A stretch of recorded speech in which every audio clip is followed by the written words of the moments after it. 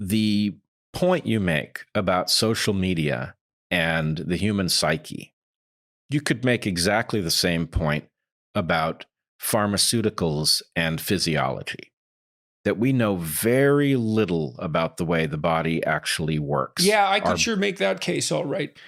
Yeah, I'll bet you can. The hell you've been through makes this point very clearly. But, I'm constantly struck by the fact that our narrative about medicine proceeds from an entirely false premise, which is that we know a great deal about the body and have all of these useful interventions. What we have is a lot of interventions where sometimes we know what one of their effects is. We very rarely understand why the spectrum of collateral consequences are what they are. And all of these systems are linked together, and nobody is tracking the long-term implications of anything. So we have this sort of obsessive focus on the things that you can detect on very short time scales, and almost a studied ignorance of what the same pharmaceuticals or procedures do to us long-term.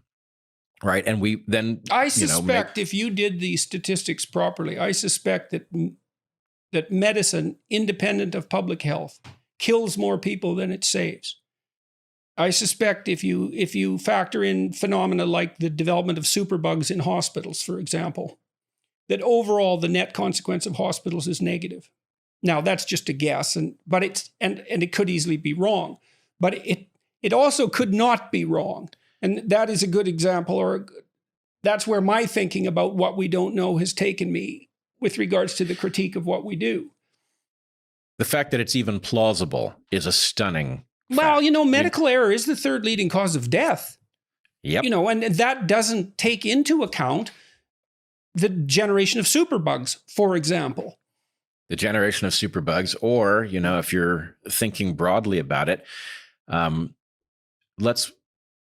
don't know where you stand on this issue, but I have been tracking the lab leak hypothesis for COVID